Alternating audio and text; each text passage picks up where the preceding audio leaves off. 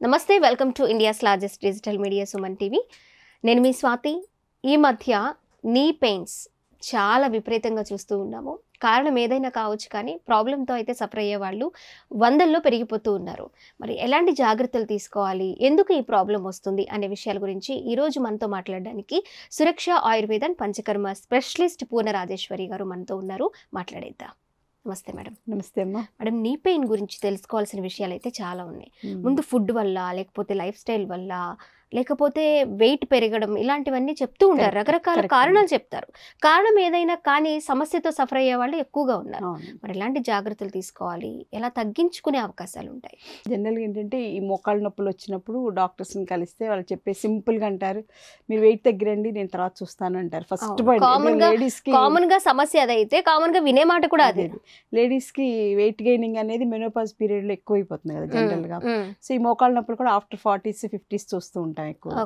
So వాళ్ళకి weight management అనేది వాళ్ళ చేతుల్లో ఉండదు, ఇంకా కంట్రోల్లో ఉండదు అనమాట. డాక్టర్స్ ఏం వెయిట్ తగ్గిరండి, అప్పుడు మోకాళ్ళ నొప్పులకి నేను మంచి మెడిసిన్స్ ఇస్తానని సింపుల్గా చెప్పేస్తారు. వీళ్ళకి ఇంకా చాలా కష్టం అనమాట. సో మనం ఏంటంటే వెయిట్ తగ్గడానికి వాళ్ళకి హార్మోనల్ ఇంబ్యాలెన్సెస్ అవి కూడా ఉంటాయి ఆ ఏజ్లో. అవి తగ్గడానికి అట్ ది సేమ్ టైం మోకాళ్ళు అరుగుదలకు కూడా ఉపయోగపడేలాగా మంచి ఒక డైట్ ప్లాన్ అనేది ఇస్తే వాళ్ళు హ్యాపీగా వాళ్ళ ఇంట్లోనే వాళ్ళు వెయిట్ తగ్గుతారు. దాంతోపాటుగా మోకాళ్ళలో పెయిన్ కూడా తగ్గడానికి ఛాన్సెస్ ఉంటాయి. కాల్షియం కంటెంట్ ఎక్కువ ఉండేలాగా కొంచెం ఫుడ్ కేర్ అది కూడా మనం గైడ్ చేస్తే బాగుంటుంది. ఓకే. సో అయితే వాళ్ళు ఏం తీసుకోవాలి, ఎలాంటి ఆహారం తీసుకోవాలనే విషయం మార్నింగ్ టు ఈవినింగ్ చెప్పేసేద్దాం. వాళ్ళు మ్యాక్సిమం ఆ డైట్ ఫాలో అవ్వగలిగితే డెఫినెట్గా వెయిట్ మంత్లీ ఒక 2 to 3 kgs తగ్గుతారు. ఇంకా కొంచెం కొంతమంది ఇంకా ఎక్కువ కూడా తగ్గొచ్చు. తర్వాత ఈ పెయిన్ కూడా బాగా తగ్గుతుంది, డెఫినెట్గా తగ్గుతుంది. ఎందుకంటే కాల్షియం రీజనరేట్ అవుతుంది కదా, దీనివల్ల డెఫినెట్గా వాళ్ళకి చాలా ఉపయోగపడుతుంది. సో మార్నింగ్ లేచిన వెంటనే ఏం చేయాలంటే ఒక లీటర్ వాటర్ బాయిల్ చేసేసి ఫ్లాస్క్లో అయినా పోసుకోవచ్చు, లేదా స్టీల్ బాటిల్లో కానీ పోసేసుకోవచ్చు. అంటే ప్రతిసారి బాయిల్ చేసుకోవాలంటే టైం కొంచెం కన్జ్యూమ్ అవుతుంది కదా. ఒకసారి 1 లీటర్ నీళ్లు మరగబెట్టేసేసుకుని కొంచెం అలా వదిలేసేస్తే నెమ్మదిగా చల్లారుతూ ఉంటుంది. వాళ్ళు ఆ పని ఈ పని చేసుకుంటూనే ఒక పావు లీటర్ చొప్పున 3-4 times అది తీసుకోవాలి. ఓకే. ఎంత టైంలో 1 లీటర్ వాటర్ అయిపోవాలి మేడం? 1 hour to 2 hours లోపు. ఓకే. 120 hours 6కి లేచినా 8 లోపు కంప్లీట్ వాటర్ తాగడం అయిపోవాలి. ఎందుకంటే ఆ టైంలో అవి తాగడం వల్ల మనకి బాడీలో ఉన్న టాక్సిన్స్ అన్ని కూడా ఎలిమినేషన్ అనేది ఇంపార్టెంట్ అనమాట. సో దాని తర్వాత సెకండ్ స్టెప్ ఏంటంటే అదే గోరువెచ్చని కొంచెం 1 కప్ వాటర్ ఉంచుకొని అందులో ఒక 2 spoons హనీ వేసుకుని తాగేసేయాలి. 8 o'clockకి 2 spoons హనీ వేసుకుని తాగితే హనీలో ఉండేటువంటి వెయిట్ రిడక్షన్ ఫ్యాక్టర్స్ అన్ని కూడా బాగా ఉపయోగపడతాయి కదా. సో ప్యూర్ హనీ దొరికితే ప్యూర్ హనీ ట్రై చేసుకుని వాడుకోవడం మంచిది, ఎందుకంటే తేనె చాలా అడల్టరేషన్ ఉంటుంది. సో ఒకవేళ గ్రీన్ టీ అలవాటు ఉంటే ఆ టైంలో గ్రీన్ టీ వేసేసుకుని కొంచెం చల్లారాక తేనె కూడా అందులో కలుపుకొని తీసుకోవచ్చు. సో అక్కడికి మార్నింగ్ సెషన్ ఇంపార్టెంట్ అయిపోతుంది అనమాట. తర్వాత ఏం చేయొచ్చు అంటే ఒక 1 glass వాటర్ మరిగించేసేసి అందులో మన తమలపాకులు ఉంటాయి కదమ్మా, తమలపాకులు సన్నటి పీసెస్లా కట్ చేసుకుని వేసుకుని అందులో అల్లం కూడా వేసుకోవాలి. వేసేసి మరిగించేసి అది కాసేపు ఆగి అది గ్రీన్ టీ లాగానే తీసుకోవచ్చు. ఎందుకంటే మనకి తమలపాకులో కాల్షియం బాగుంటుంది. పచ్చి తమలపాకు తింటే గొంతంతా పట్టేసేసి వాయిస్ సరిగ్గా రాదు. సో దానివల్ల ఎక్కువ ఆకులు కన్జ్యూమ్ చేయాలంటే తమలపాకు టీ బెస్ట్. అందులో కూడా కొంచెం అల్లం వేస్తున్నాం. ఇంకా కావాలంటే కొంచెం టీ పౌడర్ ఇలా జస్ట్ చిటికితోటి అలా వేసేస్తే టీ పౌడర్ ఇంతే వేస్తే మంచి ఫ్లేవర్ కూడా వస్తుంది అనమాట. సో అలాగా పొద్దున్నే తమలపాకు టీ తాగేసి 8:30 అరౌండ్ తీసుకుంటూ ఇంట్లో వంట అంతా కంప్లీట్ చేసేసుకోవచ్చు. ఇంకా నెక్స్ట్ బ్రేక్ఫాస్ట్కి వస్తే ఏంటంటే 2 ఇడ్లీ కానీ 2 దోశలు కానీ ఏదైనా అట్లా సింపుల్గా ఉండేలాగా ఇంట్లో వాళ్ళకి ఎలా చేయాలి కదా అది తీసుకుంటూ దాంతోపాటుగా కొంచెం రాగి జావ ఉంటుంది కదా, రాగి జావ 1 glass తీసుకుంటే ముందు రాగి జావ తాగేసిస్తే కడుపు నిండిపోతుంది. అప్పుడు ఇడ్లీల మీద క్రేవింగ్ తగ్గుతుంది అనమాట. లేకపోతే ఇడ్లీ చూసిన వెంటనే అలవాటు ప్రకారం 3-4 అలా తినాలనిపిస్తుంది కదా, అందుకని ముందు రాగి జావే తాగేసేయాలి. ముందే 8:30కి రాగి జావ తయారు చేసేసుకుని ఉంచుకుంటే అది కొంచెం చల్లబడుతూ ఉంటుంది కదా, ఆ టైంలో గబగబా తాగేసేసి తర్వాత అప్పుడు ఇడ్లీ దగ్గర కూర్చుంటే బెటర్. ఓకే. సో అట్లా చేసుకోవాలి. తర్వాత మధ్యాహ్నం 11 o'clockకి బటర్ మిల్క్ తీసుకోవాలి. ఒకవేళ ఆఫీస్కి ఏమైనా వెళ్ళేలాగుంటే బాటిల్లో పట్టుకుని వెళ్ళిపోవచ్చు. ఆ బటర్ మిల్క్ కూడా నైట్ టైం కొంచెం మెంతులు వేసేసి తోడుపెట్టేస్తే మెంతుల్లో ఉండేటువంటి ఫైటోకెమికల్స్ కానీ మెంతుల్లో ఉండేటువంటి మెడికల్ వాల్యూస్ ఉంటాయి కదా, ఫైబర్ కూడా రిచ్గా ఉంటుంది. సో మెంతుల వల్ల కూడా మనకి వెయిట్ తగ్గడానికి ఉంటుంది, మోకాళ్ళ నొప్పులకి పనిచేస్తే, యాంటీ డయాబెటిక్గా కూడా యాక్ట్ చేస్తుంది. కాబట్టి 11 o'clockకి బటర్ మిల్క్ తీసుకోవాలి. తర్వాత 1 o'clockకి అరౌండ్ కొంచెం మళ్ళీ ఒక 1 గ్లాస్ వాటర్ తాగేసి లంచ్ మామూలుగా చేసేయచ్చు. లంచ్ ఏంటంటే రైస్ కొంచెం తగ్గించేసుకుని ఆ ప్లేస్లో కొంచెం ఫ్రూట్స్ ఏమైనా తీసుకోవాలి. అంటే దానిమ్మ పండు కానీ, దానిమ్మ పండు తప్పనిసరిగా తీసుకోవాలి.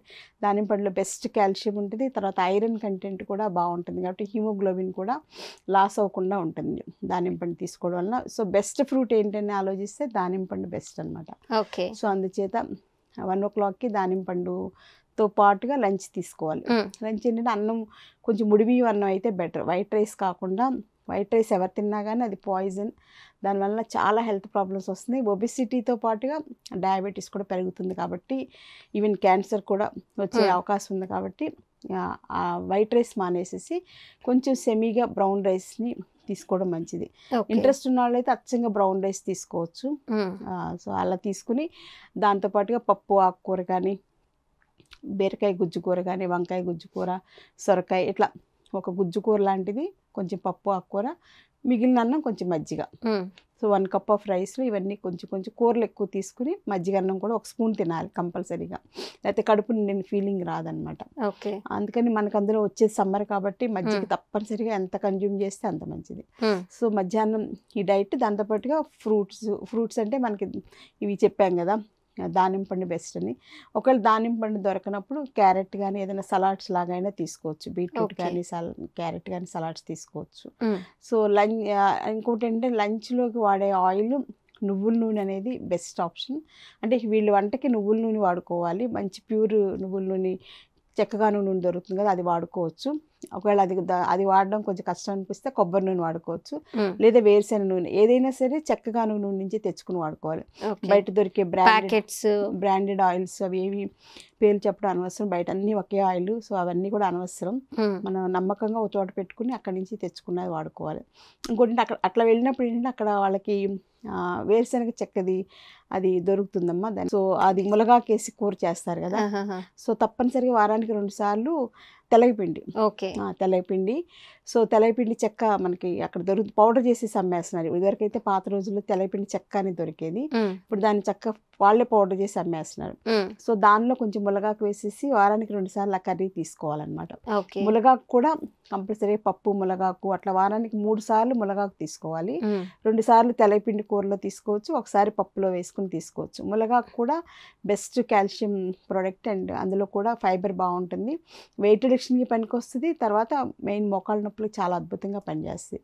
సో ఈ డైట్ని ఇంట్లో అందరికీ మంచిదే. పాత రోజుల్లో ఇలాంటి తిండే తినేవాళ్ళు, ఇప్పట్లాగా అన్ని స్లైసెస్ అని లేకపోతే ఫ్రైస్ అని లేకపోతే బయట దొరికేవన్నీ ఇవన్నీ తినేవాళ్ళు కాదు కదా.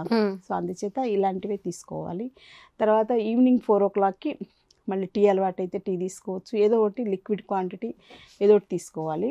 తర్వాత ఈవినింగ్ ఆఫ్టర్ 7 ఇంటికి వెళ్ళాక గోధుమ రవ్వ ఉప్మా కానీ, జొన్న రవ్వ ఉప్మా కానీ, లేకపోతే మళ్ళీ రాగి జావ కానీ, రాగితోటి రాగి సంకట కానీ, వీటన్నిటిలో ఏంటంటే కాల్షియం బాగుంటుంది ఇప్పుడు చెప్పినవి. మరి ఈ మిల్లెట్స్ అయితే అందరికీ డైజెస్ట్ అవ్వదు, అందుకని అది నేనైతే అడ్వైజ్ చేయను. చాలామందికి మిల్లెట్స్ తీసుకోవడం వల్ల కొంచెం గ్యాస్ట్రిక్ ట్రబుల్స్లా వచ్చి కొంచెం ఇబ్బందులు పడుతూ ఉంటారు, నా పేషెంట్స్ చెప్తుంటారు అనమాట.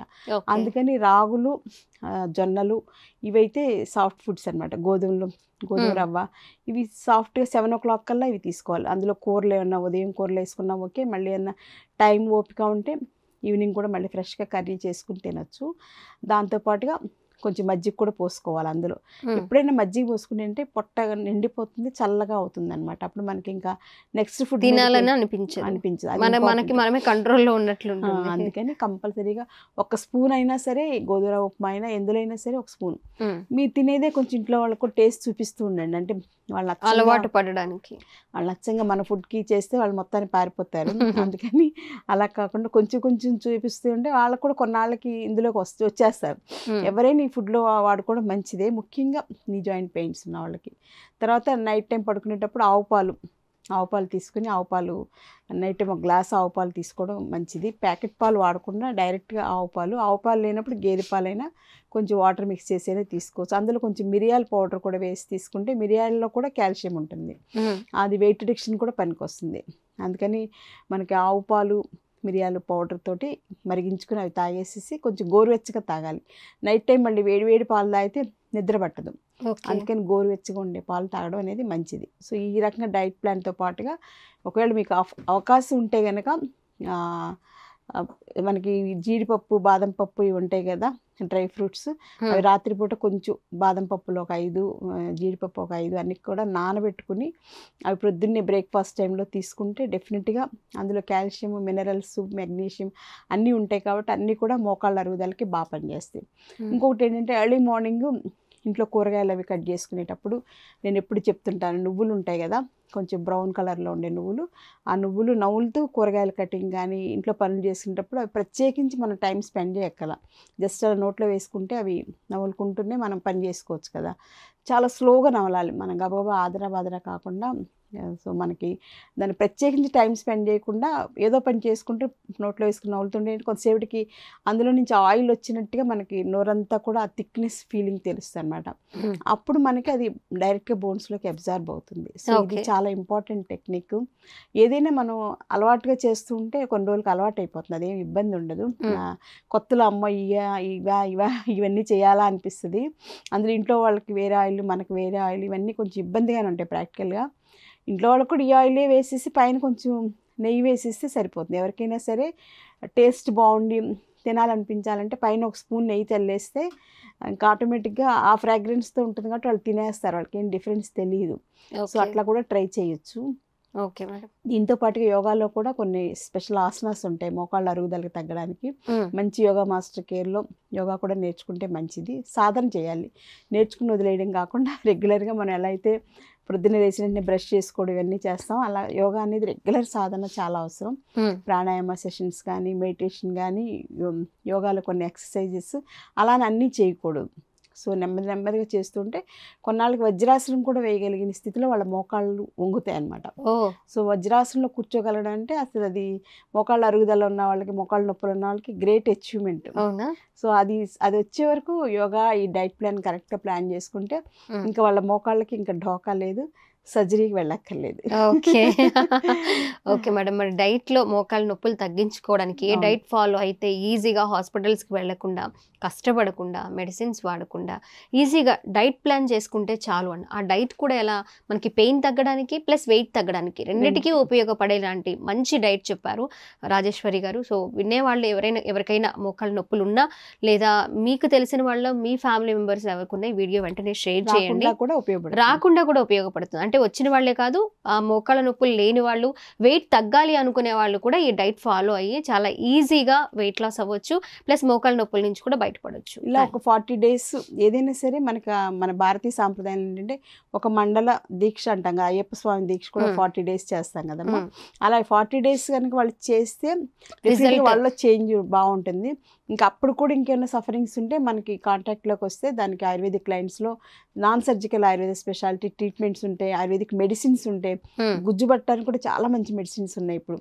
సో అవన్నీ ఉపయోగించుకోవచ్చు. అంటే సర్జరీ ఒక్కటే అని ఫీలింగ్ తోటి సర్జరీ నేను చేయించుకోలేకపోతున్నాను ఎలా అని చాలా మంది బాధపడుతూ ఉంటారు. ఈ లైఫ్ ఇంతే, ఈ జీవితం ఇంతే అని ఒక రకమైనటువంటి వైరాగ్యం. సో అలా ఏం కాదు, ఆ లైఫ్ ఈజ్ సో బ్యూటిఫుల్. ఈ డైట్ ఫాలో అవుతూ ayurvedic medicines, ayurvedic panchakarma treatments చేయించుకుంటే సర్జరీ లేకుండా హ్యాపీగా జీవితం అంతా కూడా మోకాళ్ళ నొప్పులు లేకుండా అన్ని పనులు చేసుకుంటూ కూడా హ్యాపీగా ఉండాలి, ఎవరి మీద డిపెండ్ అవ్వకుండా. అది మెయిన్ ఇంపార్టెంట్. ఎందుకంటే ఏజింగ్ ప్రాసెస్లో భయం వేస్తుంది, ఇంకా అందరి మీద డిపెండ్ అయితే ఎవరు ఉంటారు ఈ రోజుల్లో, చేసేవాళ్ళు ఎవరు లేరు కదా.